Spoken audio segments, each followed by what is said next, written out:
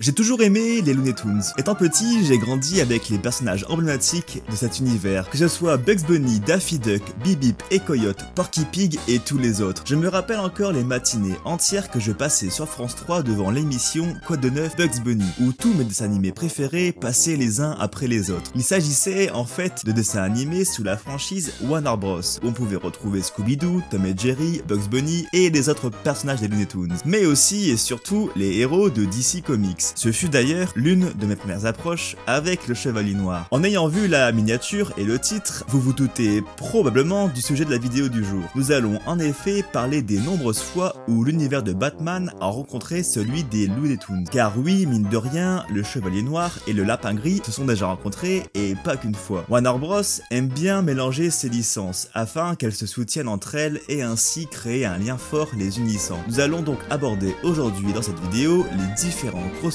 ayant eu lieu entre l'univers Batman et celui des Looney Tunes. Des simples clins d'œil sortis tout droit des dessins animés et films d'animation jusqu'aux comics racontant des histoires originales mêlant les personnages du Batverse avec ceux des Looney Tunes. Ces personnages ont également coopéré d'autres manières, mais on verra ça un peu plus tard. Avant de démarrer pleinement la vidéo, je te laisse t'abonner à la chaîne pour ne pas manquer les futures vidéos, ainsi que me suivre sur Instagram pour ne rien rater sur mon contenu. C'est un réseau que j'utilise beaucoup pour communiquer avec vous, donc n'hésitez pas. Les Looney Tunes et Batman, ça commence maintenant.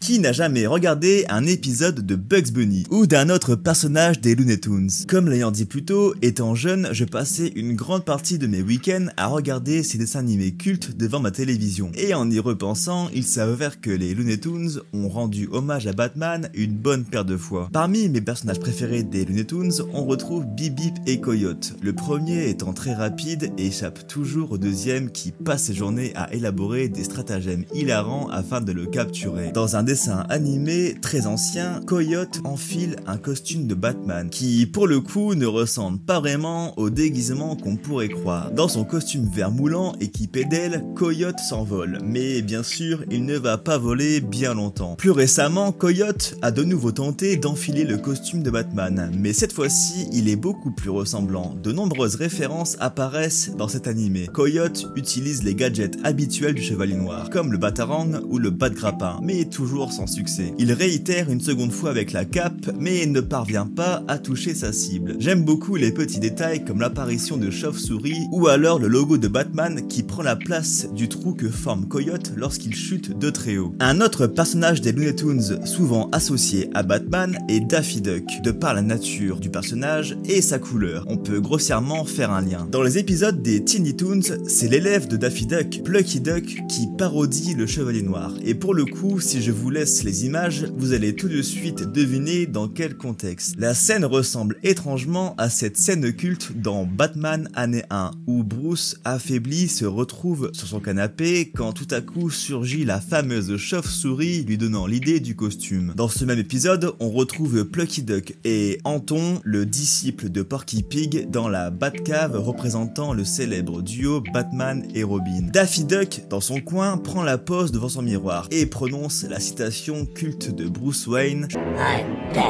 Il y a encore plein de scènes comme celle-ci parmi la quantité folle d'épisodes des Looney Tunes. Allez, allons-y, une dernière pour la route. Encore une scène de culte de Batman parodiée à la sauce Looney Tunes. On retrouve Daffy Duck et sa copine sortant d'un cinéma diffusant un film étrangement familier. Dans une ruelle sombre, un bandit les intercepte puis agresse le couple en s'attaquant au collier de perles. Une ombre mystérieuse parvient à le mettre KO et on apprend que c'est Bugs Bunny portant le costume de notre justicier masqué. Pour finir sur les dessins animés, ce n'est pas dans un épisode des Looney Tunes, mais dans un des épisodes de Batman de Animated Series de 92 qu'on peut entendre le Joker sifflotant un air que vous connaîtrez parmi tant d'autres.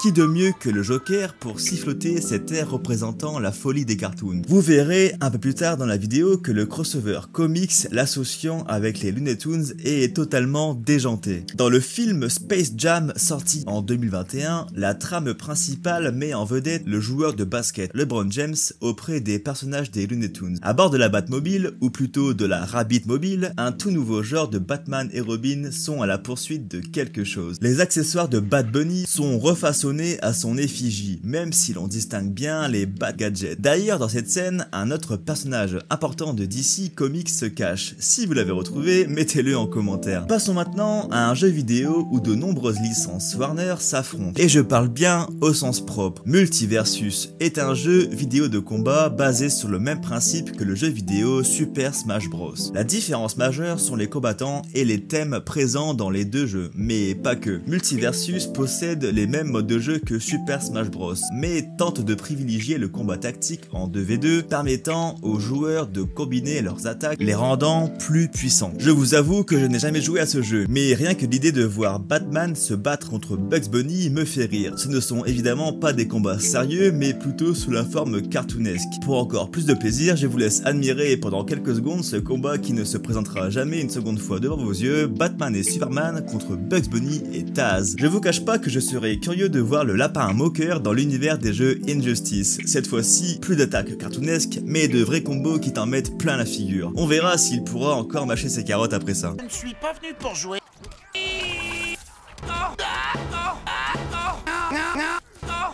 Point neuf, docteur. Pour l'instant, on a beaucoup parlé des adaptations où c'est le Chevalier Noir qui s'invite dans les médias des Looney Tunes. À présent, voyons voir comment les Looney Tunes sont représentés dans les comics, domaine de prédilection de Batman et de ses amis. Durant l'année 2015, les Looney Tunes se sont invités chez DC et on a pu les apercevoir sur les couvertures alternatives de personnages connus de chez DC. Ce ne sont pas les couvertures officielles des séries de comics, mais des couvertures à tirage limité qui prennent de la valeur en fonction de leur rareté. Je fais défiler sur votre écran une partie des couvertures alternatives de cette année, où l'on peut voir les personnages des Looney Tunes aux côtés des héros de chez DC. Dans l'ensemble, je trouve les couvertures plutôt réussies avec un certain humour qui ne laisse pas indifférent. Comme cette cover avec Robin enfermé dans une cage à la merci de Sylvestre le chat à la poursuite de Titi. Le jeu de mots ici fait référence au nom du héros. Robin veut dire rouge-gorge en anglais. En parlant de Titi, on le retrouve ou on la retrouve. Bref, j'ai jamais su si c'était un garçon ou une fille. En tout cas, il ou elle se trouve sur la cover de Catwoman, comme quoi les rôles s'inversent d'une cover à l'autre entre le chat et l'oiseau. Et la transition est parfaite pour vous parler, cette fois-ci, sujet principal de la vidéo, les comics liés à Batman qui ont eu le droit à la visite des Looney Tunes. Cette fusion entre les deux univers a eu lieu entre 2017 et 2018 dans un crossover intitulé DC rencontre les Looney Tunes. Ce n'est pas la première fois qu'on ait le droit à ce genre de crossover. En 2000, il y avait déjà une mini-série intitulée Superman et Bugs Bunny, où la Justice League se battait aux côtés des Looney Tunes dans des parodies d'histoires cultes comme The Dark Knight Returns ou Crisis on Infinite Earth. Mais revenons à la version de 2017-2018, où ce sont des histoires qui ont vu le jour proposées par des équipes créatives différentes. Parmi les 10, on retrouve Bugs Bunny avec un groupe de super-héros, Marvin le Martien avec le Limé Martien, Lobo avec Bip Bip, Wonder Woman avec Taz, Jonah Hex avec Sam le Pirate, Lex Luthor avec Porky Pig. Mais ce sont ces 4 dernières histoires reliées à l'univers de Batman qui auront le droit à une courte narration de ma part pour cette vidéo. Batman avec Elmer Fudd, le Joker avec Daffy Duck, Catwoman avec Titi et Gros Minet, puis Harley Quinn avec ce gros monstre rouge là. Je vais commencer tout de suite par la moins bonne des 4 histoires, puis on va y aller crescendo. Voyons voir si les Looney Tunes ont réussi à s'immiscer dans l'univers de Batman. La première histoire est celle d'Harley Quinn. On la retrouve d'ailleurs en compagnie de Poison Ivy à la plage, dans une ville autre que Gotham, son nouveau lieu de résidence dans les comics. Une grosse tempête est censée se produire dans la soirée, et Harley souhaite que Poison Ivy reste avec elle pour surmonter la tempête ensemble, mais cette dernière doit retourner à Gotham pour prendre soin de ses plantes. Elle lui dit qu'elle reste cependant joignable par téléphone. La nuit passe, et la planque luxueuse de Harley tient encore debout malgré la tempête qui fait rage. Harley souhaite se balader remonter en ville, puis se rendre à la plage pour constater les éventuels dégâts de la tempête. Sur le sable, un étrange colis immense de l'entreprise Acme s'est échoué, et Harley s'empresse de l'ouvrir en espérant que ce soit du vin ou des bonbons. Mais ce qui se cache dans ce colis n'est pas comestible, c'est juste un gros monstre avec des poils rouges. Le monstre ne parle pas, mais Harley comprend qu'il a envie de manger. Elle décide alors de s'occuper du monstre et de prendre soin de lui, mais la cohabitation du monstre avec les animaux de Harley va connaître des difficultés lorsque le monstre avale le chien de Harley, car il a pris le terme hot dog un peu trop au sérieux. Harley lui fait recracher le chien, puis le dispute en le menaçant de le remettre dans une boîte sur la plage s'il continuait à faire des bêtises. Par la suite, Harley le chouchoute et prend soin de lui à sa manière. Tout se passait bien jusqu'à ce qu'une silhouette apparaisse à la fenêtre. Un robot géant arborant un sourire empoigne Harley. Celle-ci se débat mais ne fait pas le poids face à ce robot géant qui l'envoie balader à plusieurs mètres. Harley atterrit sur une camionnette de glace, puis emprunte le véhicule pour l'élancer vers la partie inférieure du robot qui finit par l'électrocuter. Le monstre a été légèrement blessé et Harley veut faire payer très cher celui qui s'en est pris à eux. Et elle a une idée derrière la tête et se rend dans la ville de Gotham avec son nouvel ami. Elle lui raconte dans le train son histoire avec le Joker et comment cela s'est fini. Elle pense que Monsieur J souhaite lui faire du mal pour se venger car le robot arborait un sourire, signature du Joker. Elle rend ensuite visite à plusieurs de ses collègues criminels afin d'obtenir des indications sur l'emplacement du Joker. Mais n'ayant pas eu les infos qu'elle cherchait, elle retourne auprès de Poison Ivy qui lui donne l'adresse du clown. Harley s'y rend de ce pas et débarque à sa manière pour débusquer le criminel. Ce dernier est déjà bien occupé avec un personnage masqué que l'on connaît très bien. Harley l'accuse de vouloir l'assassiner en lui envoyant un robot tueur. Mais le Joker insiste que ce n'est pas lui, qu'il a tourné la page avec Harley et qu'il ne pense plus du tout à elle, contrairement à elle qui a l'air toujours obsédée à l'idée que le Joker pense à elle en bien ou en mal. Leur dispute va être interrompue par un nouveau robot géant qui détruit la planque du Joker et kidnappe Harley et le monstre rouge. Le robot les enferme à l'intérieur de lui-même, puis s'envole. Harley se demande qui peut bien lui en vouloir autant. Le robot vole toujours et sa destination est désormais connue, une sorte de château habité par un scientifique fou. Les retrouvailles ont lieu entre le monstre rouge et son créateur qui, en réalité, ne souhaitait pas le mal de Harley mais voulait juste récupérer son ami. Pour avoir protégé le monstre, le scientifique donne à Harley une potion lui donnant n'importe quel super pouvoir du moment qu'elle l'utilise pour faire le bien et non le mal. On se demande bien ce que Harley va faire d'une telle potion. Harley repart chez elle, mais dans la voiture, elle se demande bien pourquoi le robot avait le sourire du Joker si celui-ci n'était pas impliqué dans cette histoire. La révélation finale indique que c'était juste Bugs Bunny qui a voulu mettre sa main à la pâte, ou plutôt sa pâte à la pâte,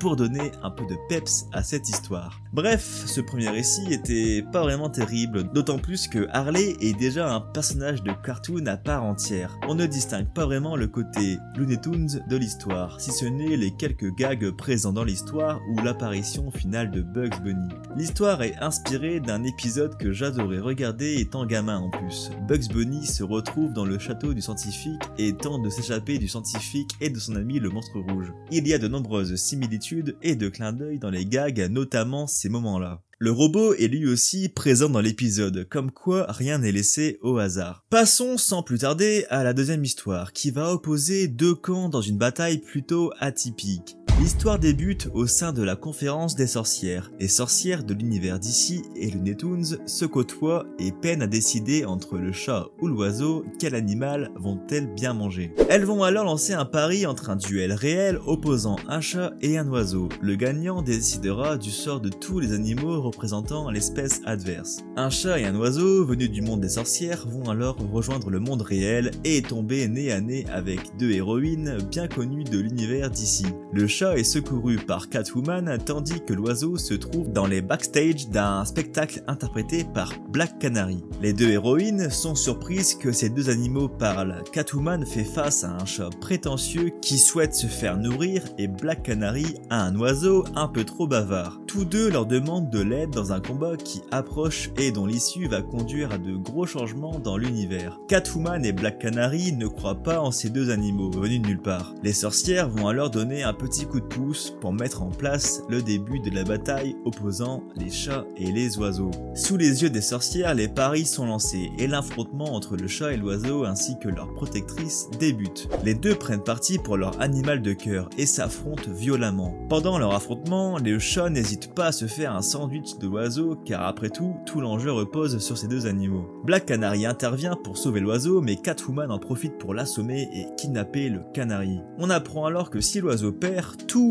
les oiseaux du monde périront ainsi que toute chose se rapprochant des oiseaux et inversement si le chat perd. Désormais, la bataille s'élargit et les deux héroïnes vont contacter d'autres héros au nom d'oiseaux et de chats pour les aider à remporter cette bataille. Catwoman va contacter Amanda Waller pour lui faire venir des renforts. Quant à Black Canary, elle contacte son associée des Birds of Prey, Barbara Gordon, qui va donc l'emporter entre les deux camps. Catwoman reçoit tour à tour l'aide de divers héros liés de près ou de loin au chat, comme Catman, le tigre de bronze, Cheetah, Starfire et d'autres nombreux héros. Quant à Black Canary, ce sont des héros liés de près ou de loin aux oiseaux, comme Hawkman, Hawkgirl, Raven ou encore Red Robin qui vont l'aider. À de nombreuses occasions, le chat parvient à mettre la main sur l'oiseau, mais celui-ci est toujours secouru à la dernière minute. Les sorcières prennent du plaisir à voir ce duel prendre de plus en plus d'ampleur. La bataille fait désormais rage et des dizaines de héros s'affrontent dans une guerre qui ne fait que s'agrandir. Clarion se rend sur les lieux du combat et explique à Catwoman et Black Canary que tout ce cirque part d'un pari effectué entre des sorcières dans une conférence où il était également présent. Les deux camps font la paix et vont rendre une petite visite aux sorcières. Les chats et les oiseaux font désormais la paix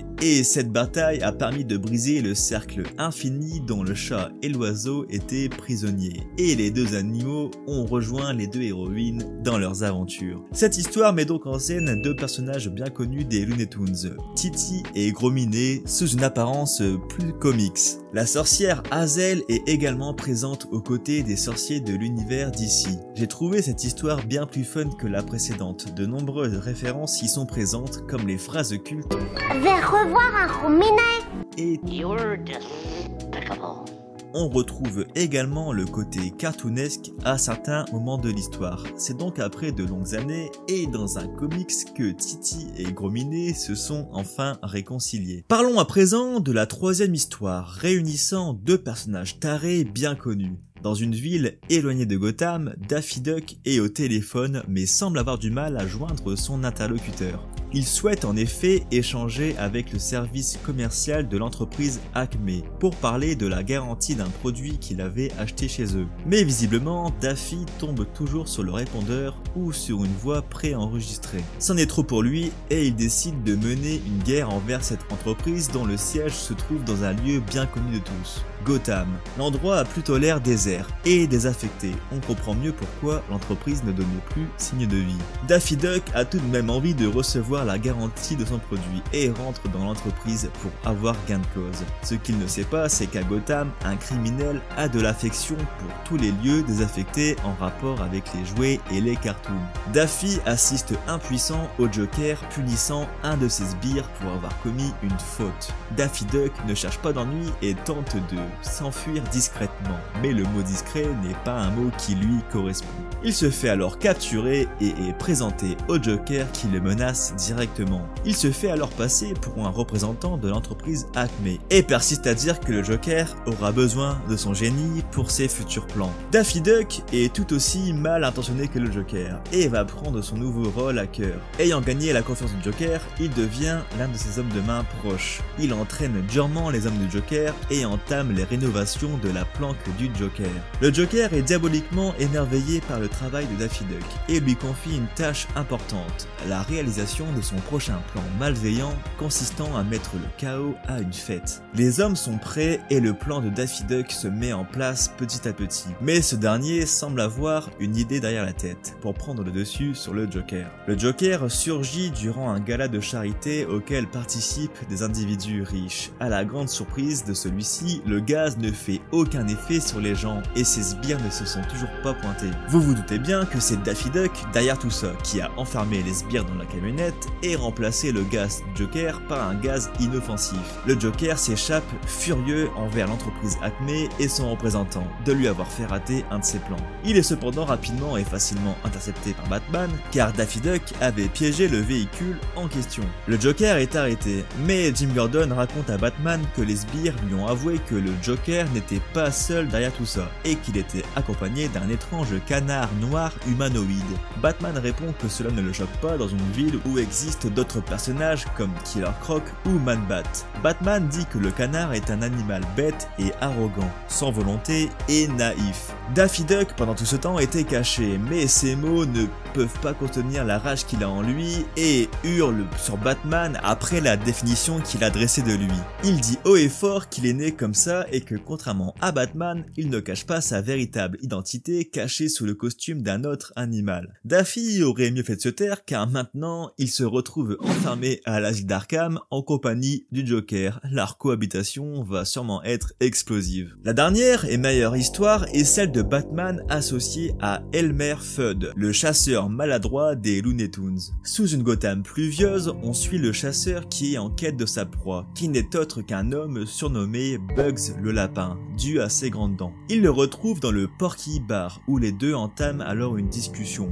Bugs sait que Elmer est là pour le tuer, mais Elmer préfère discuter avant. Bugs révèle alors à Elmer que c'est bien lui le tireur, mais que quelqu'un l'avait payé pour effectuer ce crime. Cette personne, c'est Bruce Wayne. Elmer a le regard froid, se lève puis se dirige vers son véhicule. Dans la voiture, il repense à une jeune femme du nom de Silver Saint-Cloud, une femme qu'il a portée dans son cœur, mais qui, elle, lui a avoué qu'il y a eu plusieurs hommes dans sa vie. Un de ces hommes étant Bruce Wayne. Elmer l'a toujours aimé jusqu'au jour où il rentra d'une chasse et retrouva une mare de sang dans son appartement. Une carotte était présente dans le sang, une pièce à conviction pour le moins originale qui ne laisse pas de place au doute pour Elmer. Arrivé au manoir Wayne, Elmer toque à la porte et c'est Alfred qui lui ouvre.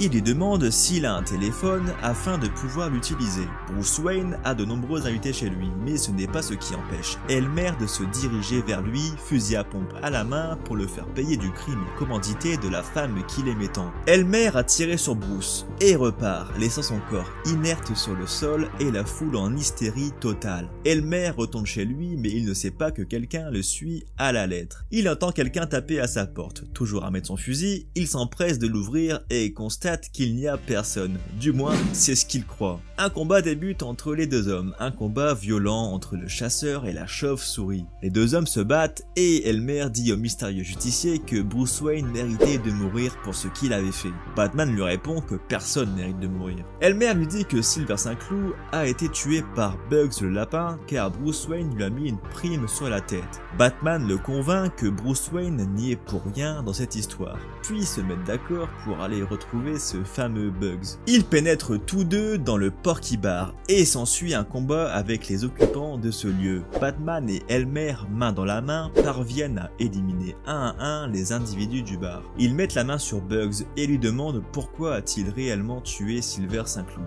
Mais ce n'est pas lui qui répond, mais la jeune femme qui assistait à tout ce grabuge. Les deux hommes sont stupéfaits et n'en croient pas leurs yeux. Elle leur raconte pourquoi elle a manigancé toute cette mise en scène en compagnie de Bugs. Quand elle rencontra tout d'abord Bruce Wayne, son comportement étrange, à sortir toutes les nuits, ne la rassurait pas, et trouvait ce mode de vie dangereux. Puis quand elle a rencontré Elmer, c'est ce dernier qui lui a avoué être un chasseur et quelqu'un de dangereux. Elle a tout préparé pour que les deux hommes se rencontrent, car selon elle, ils ont beaucoup de choses en commun. La mise en scène du meurtre a été mise en place afin que les deux hommes ne se mettent pas à sa recherche, voulant de la tranquillité. Après ses aveux, Silver s'en va et précise qu'il n'était pas utile de la suivre. Les trois hommes, dépités, se réunissent alors et boivent du jus de carotte, tandis que Porky le barman nous dit que c'est la fin de l'histoire par la phrase culte des cartoons « That's all folks ». L'ambiance polar de cette histoire marche plutôt bien. Le fait d'avoir dessiné les personnages des Looney Tunes en version réaliste